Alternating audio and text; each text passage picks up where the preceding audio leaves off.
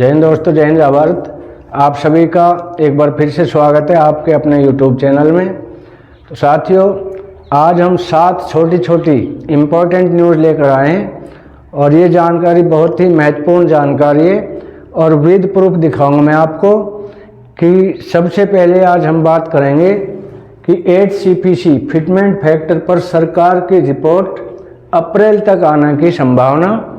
दूसरी हम बात करेंगे 16 आर्मी अफसर्स ने डिफेंस कॉलोनी ही बेच डाली, केस दर्ज। इसकी मैं पूरी रिपोर्ट दिखाऊंगा। अगला हम बताएंगे 1 जनवरी से DA/DR 4% केंद्र के AICPN आंकड़ों पर लेटर हुआ जारी। ये भी मैं आपको लेटर दिखाऊंगा। अगला हम बात करेंगे इक्वल MSP 15,500 पर सुप्रीम कोर्ट से यू टर्न। इसका भी मैं लेटर दिखाऊंगा। अगला है UPS पर सुप्रीम कोर्ट में सुनवाई 12 हफ्तों तक स्थगित की गई। अगली हमारी होगी ओल्ड पेंशन स्कीम, यानी पुरानी जो पेंशन स्कीम है उसकी बहाली को लेकर बड़ा धरना प्रदर्शन, यानी 16 फरवरी को ही धरना प्रदर्शन होगा शुरू। और अगला है जॉब से रिलेटेड एक्स सर्विसमैन के लिए नई भर्ती ग्रुप C की। ये कार ड्राइवर की भर्ती है, मैकेनिक की भर्ती है, दिल्ली में ये भर्ती है। इसका भी मैं आपको लेटर दिखाऊंगा, कैसे अप्लाई करें, क्या आपकी क्वालिफिकेशन होनी चाहिए। तो विदाउट डिले शुरू करते हैं साथियों कि 8वें पे कमीशन पर सरकार की रिपोर्ट अप्रैल तक आने की संभावना। जैसा कि आप लेटर देख रहे हैं, मैं इस लेटर को पढ़ रहा हूँ, आप इसको ध्यान से देखें कि क्या रिपोर्ट आई है। तो कर्मचारियों की प्रमुख मांगों और सरकार की प्रतिक्रिया से आपको अवगत कराना जरूरी है। गृह सचिव मनोज गोयल ने कहा है कि 8वें वेतन आयोग के लिए संदर्भ शर्तें अभी तक होना बाकी है, तय होना बाकी है। उन्हें अंतिम रूप देने के लिए कुछ महीने लग सकते हैं। सभी मंत्रालयों से परामर्श शुरू हो गया है, यानी कि इस पे विचार विमर्श शुरू हो गए हैं। सभी मंत्रालयों से उन्होंने परामर्श शुरू कर दिए हैं और ट्रेनिंग सेंटर्स भी इनके बनाए गए हैं और सभी से इन्होंने मंत्रालयों से जो जो इनकी मांग है, किस तरह की कर्मचारियों की मांग है, उस पर सुझाव लेने शुरू कर दिए हैं। तो साथियों, इसमें कुछ समय लग सकता है क्योंकि इतनी जल्दी नहीं हो पाएगा। तो उन्होंने बताया कि अप्रैल तक आने की संभावना है। इसकी जो रिपोर्ट है उसमें किस किस चीज़ पे क्या क्या लागू होगा, क्या क्या मांगे हमारी मानेंगे और फिटमेंट फैक्टर क्या होगा, वेतन और भत्ते किस विधि से बढ़ेंगे, इन सभी पर ये लेटर जारी किया है कि थोड़ा आप संयम रखें। ये अप्रैल तक टाइम ले सकता है, ज़्यादा लंबा टाइम नहीं लेगा। अप्रैल 2025 तक इसकी जो गठन हो सकता है। अगला हम बात करेंगे 16 आर्मी अफसर्स ने डिफेंस कॉलोनी ही बेच डाली, केस हुआ दर्ज। साथियों, ये सारे जो आर्मी अफसर हैं, 16 जो आर्मी अफसर है, ज़्यादातर इसमें कर्नल रैंक के हैं। अब उन्होंने क्या किया वो मैं आपको दिखाऊंगा कि उन पर मुकदमा दर्ज किया गया है। उन पर डिफेंस कॉलोनी में अवैध रूप से जमीन बेचने के आरोप लगे हैं और डिफेंस कॉलोनी की खाली पड़ी हुई ज़मीन पर पार्क, सड़कें और अन्य सुविधाओं का निर्माण किया जाना था, लेकिन 16 अधिकारियों ने फर्जी दस्तावेज तैयार करके इस ज़मीन पर प्लॉट काट दिए और प्लॉट काटकर अवैध तरीके से बेच दिए। यानी जो कीमत इसकी थी उससे बहुत कम कीमत पर इन्होंने ये प्लॉट काट के, डिफेंस की ज़मीन थी, डिफेंस कॉलोनी की ज़मीन थी। अब इनके ऊपर क्या प्रतिक्रिया होगी, ये क्या केस चलेगा, इस केस का फैसला क्या आएगा, तो उसकी रिपोर्ट में आपको इस केस की जो अंतिम सुनवाई होगी, क्या इनको सज़ा मिली, क्या इनसे वसूला गया, मैं आपको जब ये केस फाइनल होगा तो आपको अवश्य इस केस से अवगत कराऊंगा।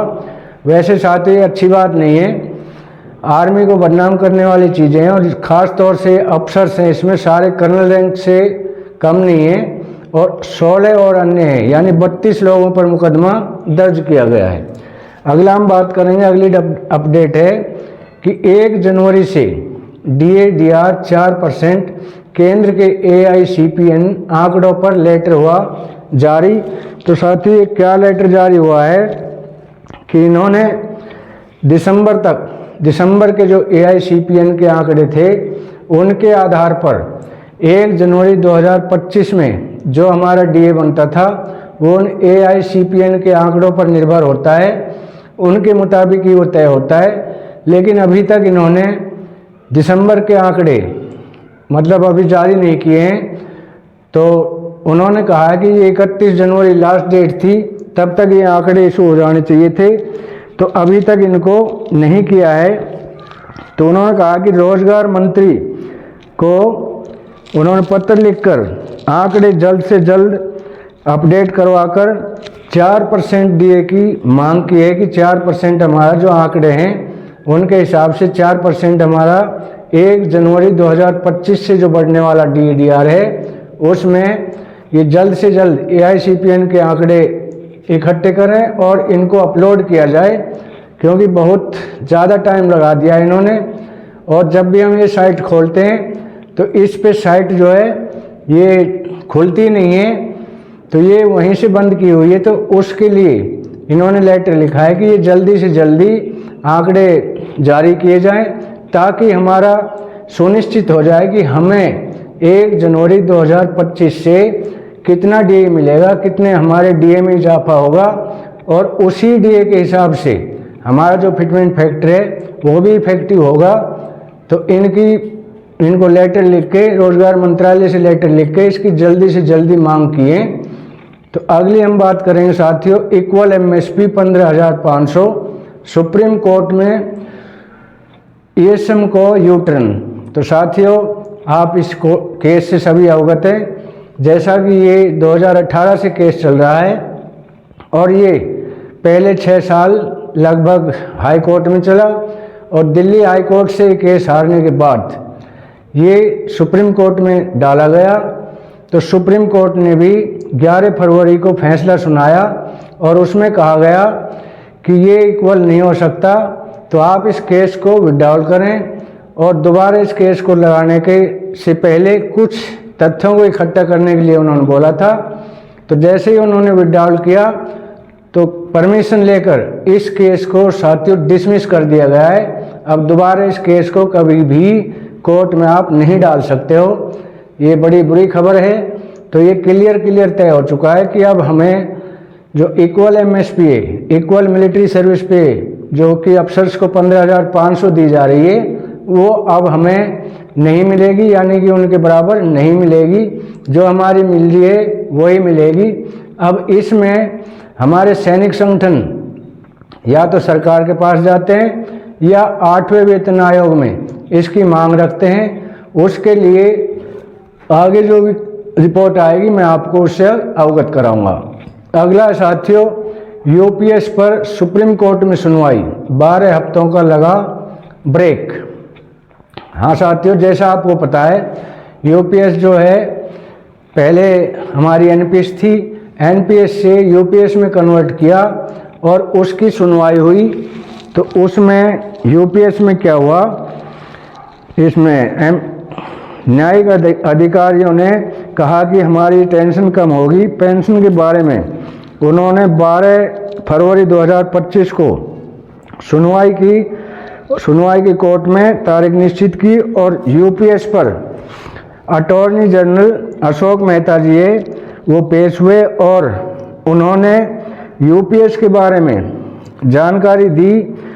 तो इसे कुछ समय तक चीफ जस्टिस माननीय VR गोगोई की खंडपीठ ने स्थगित कर दिया है, यानी कुछ 12 हफ्तों के लिए इसने टाइम लिया इन्होंने और इसको स्थगित किया है।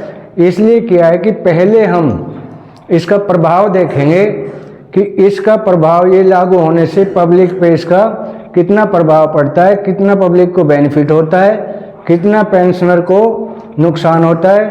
तो इसका गहन अध्ययन करने के लिए उन्होंने इस पर रोक लगाई, यानी ब्रेक लगा दिया है कि 12 हफ्तों का टाइम मांगा है कि 12 हफ्ते बाद ही हम इस कोर्ट की इस केस की सुनवाई करेंगे।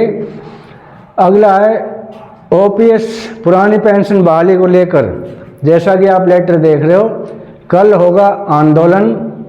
सभी की मांग है कि पुरानी पेंशन जितनी जल्द हो सके बहाली करें। इसको लेकर एक बड़ा आंदोलन होने जा रहा है, जो कि कल 16 फरवरी से ही शुरू है। अगला साथियों, एक्स सर्विसमैन के लिए नई भर्ती, ग्रुप सी की जो भर्ती हैं स्टाफ कार ड्राइवर की, और ये भर्ती नई दिल्ली के लिए है। नई दिल्ली में ये वैकेंसी है। इसके लिए जो अभ्यर्थी है वो 10वीं पास होना चाहिए और ड्राइविंग लाइसेंस होना चाहिए, और इसकी लास्ट 21 फरवरी 2025 है। जो भी अभ्यर्थी भरना चाहे भर सकता है। तो साथ ही ये थी आज की जानकारी अच्छी लगी हो तो वीडियो को लाइक, शेयर और सब्सक्राइब करें। कल फिर मिलेंगे इसी तरह की किसी अन्य जानकारी को लेकर। तब तक के लिए जय हिंद, जय भारत।